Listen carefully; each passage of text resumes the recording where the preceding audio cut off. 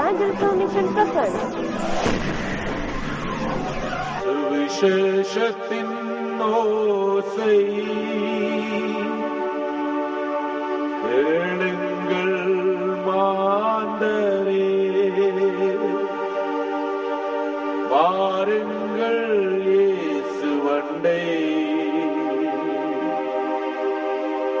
வாருங்கள் இயேசுவண்டை.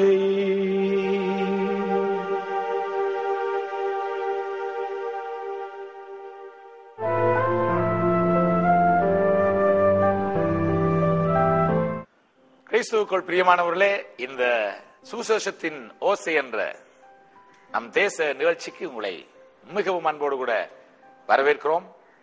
நம் தேசம் என்ற இந்த நிகழ்ச்சிக்கு உங்களை வரவேற்பதிலே நாங்கள் மிகவும் மகிழ்ச்சி அடைகிறோம். நீங்கள் இந்த நிகழ்ச்சியை பார்ப்பதற்கு, ஜெபிப்பதற்கு கூடி வந்திருக்கிற உங்கள் ஒவ்வொருவரை தேவன் ஆசீர்வதிப்பாராக. தனிப்பட்ட முறையிலும் குடும்பமாகவும் திருச்சபையாகவும் நீங்கள் இந்த நிகழ்ச்சியை பார்த்து இந்த நிகழ்ச்சியிலே நம்முடைய தேசத்தை குறித்து ஜெபிக்கும்படியாய் ஏவப்படுவீர்கள். நம்முடைய தேசத்திலே தேவன் செய்து வருகிற ஆசீர்வாதங்களுக்காக தனிப்பட்ட முறையிலும் குடும்பமாகவும் திருச்சபையாகவும் நம்முடைய தேசத்தை குறித்து அறிந்து ஜெபிக்கவும், நம்முடைய தேசத்தை தேவன் எப்படி எல்லாம் ஆசீர்வதித்திருக்கிறார் என்பதை நீங்கள் கண்டு அதற்காக கர்த்தரை துதிக்கும்படியாகவும் இந்த நிகழ்ச்சி விசேஷித்த விதமாய் தயாரிக்கப்பட்டிருக்கிறது. பிரியமானவர்களே, நம்முடைய இலங்கை தேசம் வாழ்க்கைப்படுகிறது என்று சொல்லப்பட்ட அந்த வசனத்தின்படி தேவன் நம்முடைய தேசத்தை ஆசீர்வதித்திருக்கிறார். நம்முடைய தேசத்தை போல இந்த உலகத்திலே பல தீவுகள் காணப்பட்டாலும் நம்முடைய இலங்கை தேசம் என்ற இந்த தீவு உலகத்தின் பார்வையிலும் உலகத்தின் எல்லா நாடுகளுடைய பார்வையிலும் மிக மிக ஆசீர்வாதமான ஒரு தேசமாய் தேவன் மாற்றிக் கொண்டிருக்கிறார். ஆகவே இந்த நிகழ்ச்சியிலே கலந்து கொள்ளுங்கள். இந்த நிகழ்ச்சியின் மத்தியிலே நீங்களும் எங்களோடு சேர்ந்து இந்த நிகழ்ச்சி கூடாக ஜெபித்து ஆசீர்வதித்து தேசத்தின் நன்மைகளை புசித்து ஆசீர்வாதம் பெறுங்கள். இந்த நிகழ்ச்சி உங்களுக்கு நிச்சயமாகவே ஆசீர்வாதமாய் இருக்கும் என்பதிலே எந்த சந்தேகமும் இல்லை. கர்த்தர் உங்களோடு கூட இடர்படுவாராக. Father, I commit this island, Sri Lanka, into your mighty hands. Let this land know that you are the God, loving and gracious. Heal my land and bless it, so that it might prosper. In Jesus' name, amen. Sri Lanka, namdavanike.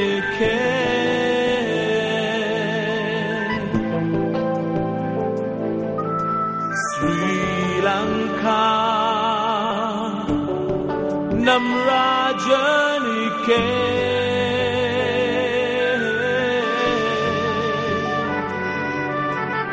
பிரியமானவர்களே, இன்றைக்கு நாங்கள் இலங்கையின் வரைபடத்திலே தலைப்பகுதியிலே தேவன் வைத்திருக்கிற ஆசீர்வாதங்களையும் குறித்து என்னுடைய பிள்ளைகளாகி உங்களோடு கூட பகிர்ந்து கொள்ள போகிறோம். ஒரு மனிதனுடைய சரீரத்தை நீங்கள் எடுத்து பார்ப்பீர்களானால் தலை என்பது மிகவும் முக்கியமான ஒரு காரியம். இந்த தலைதான் அந்த மனிதனை வடிவமைக்கிறது. இந்த தலைதான் அந்த மனிதனுடைய உடலின் சகல பாகங்களுக்கும் பிரதிநிதித்துவப்படுத்துகிறது. அந்த தலைதான் அந்த மனிதனை சரீரம் முழுவதை நடத்துகிறதற்குரிய எல்லா விதமான முக்கிய பகுதிகளையும் வைத்திருக்கிறதை நாங்கள் பார்க்கலாம். இதே போலதான் நம்முடைய தேசத்திலே இந்த வடபகுதி அது ஒரு தீவாக நம்முடைய தேசம் இருப்பதனால், அது மாங்காய் வடிவத்தை போல இருப்பதனாலும், அது ஒரு கண்ணீர் துளியை போல இருப்பதனாலும் அந்த வடபகுதி ஒரு அழகான ஒரு பிரதேசமாக ஆண்டவர் படைத்திருக்கிறார். நீங்கள் இந்த வடபகுதியை நீங்கள் பார்ப்பீர்களே, ஆனால் வடபகுதி 5 மாவட்டங்களை உள்ளடக்கியதாக இருக்கிறது. யாழ்ப்பாணம், முல்லைத்தீவு, கிளிநொச்சி, மன்னார், வவுனியா, இந்த 5 மிகவும் பிரதானமான மாவட்டங்களை உள்ளடக்கியதாக இந்த வடபகுதி காணப்படுகிறது. ஒரு பெரிய ஆசீர்வாதமாக இலங்கைக்கு இருக்கிறது என்பதிலே எந்த ஐயமும் கிடையாது. இலங்கையிலே எல்லா பகுதிகளிலும் பல பல விதமான ஆசீர்வாதங்கள் காணப்பட்டாலும் இந்த வடபகுதி என்பது ஒரு மிகவும் சிறப்பான ஆசீர்வாதங்களை கொண்டதாய் காணப்படுகிறது. ஆகவே இன்றைக்கு நீங்கள் அதை அறிந்தால் நிச்சயமாகவே நீங்கள் ஆச்சரியப்படுவீர்கள். வடபகுதியிலே இன்றைக்கு நாங்கள் பார்க்க போகிறது 5 மாவட்டங்களிலும் யாழ்ப்பாணம் என்று சொல்லப்படுகிற தலை மாவட்டத்தை குறித்து கர்த்தர் வைத்திருக்கிற ஆசீர்வாதங்களை குறித்து இன்றைக்கு நாங்கள் பார்க்க போகிறோம். யாழ் என்பது ஒரு அழகான இசை வாத்தியமாகும். ஒரு மன்னன் கவிஞன் பாடிய அந்த கவியினாலே மயங்கி அந்த கவிஞனுக்கு யாழ்ப்பாணம் என்ற அந்த பகுதியை அவனுக்கு நன்கொடையாய் கொடுத்தான் என்பது ஒரு சரித்திரம். அது அப்படி இருந்தாலும் அந்த யாழ்ப்பாணத்தை அவன் பெற்றது மிகவும் பெரிய ஆசீர்வாதமான காரியம். கடவுளே இந்த தேசத்துக்கு இந்த யாழ்ப்பாணத்தை போன்ற ஆசீர்வாதமான ஒரு பகுதியை கொடுத்திருக்கிறார் என்றால் அது ஒரு பெரிய ஆசீர்வாதம். யாழ்ப்பாணத்திலே நீங்கள் சாதாரணமாக மண்ணை எடுத்து பார்ப்பில்லையானால் அந்த மண்ணிலேயே பல வித்தியாசமான கனிப்பொருட்கள் வளங்களாய் நிறைந்திருப்பதை நீங்கள் பார்க்க முடியும். இந்த மண் மிகவும் செம்பாட்டு நிறமாக, செம்மண் என்று சொல்லுவார்கள், மிகவும் பொருளாதாரத்தின் உச்சக்கட்டத்தை கொடுக்கிறதான மரக்கறி வகைகள், இலை வகைகள் போன்ற மரங்கள் வளரக்கூடிய, விவசாயம் அதிகமாக செழித்து ஓங்கக்கூடிய விதத்திலே இந்த மண் ஆசீர்வாதமாய் யாழ்ப்பாணத்துக்கு கொடுக்கப்பட்டிருக்கிறது. வேதம் சொல்லுகிறது என்ன தெரியுமா?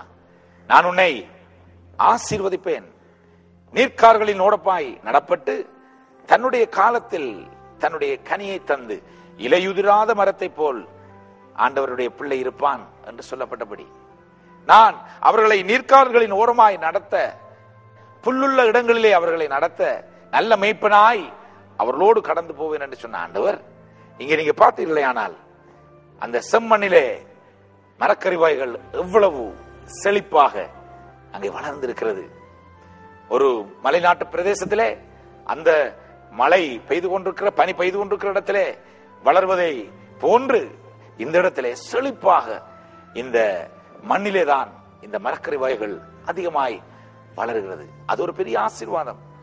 இந்த தேசத்திலே தேவன் கொடுத்திருக்கிற பொருளாதார வளர்ச்சிக்கு இந்த மண் ஒரு பெரிய ஆசீர்வாதமாய் காணப்படுகிறது.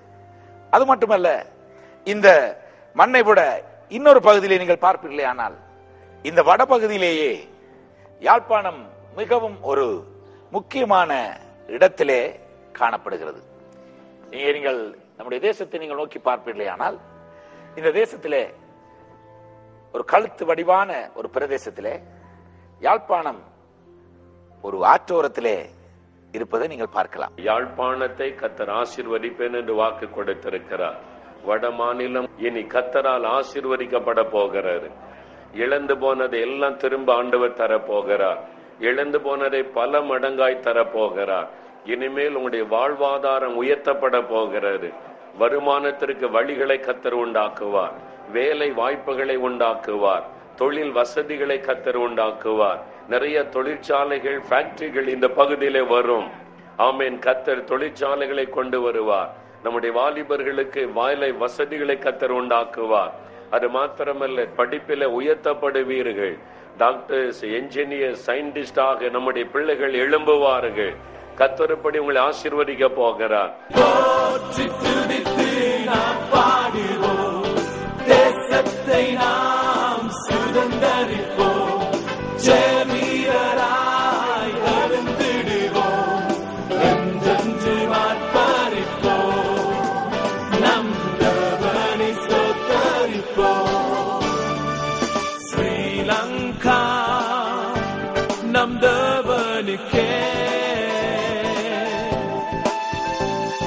ஸ்ரீலங்கா நம் ராஜனுக்கே,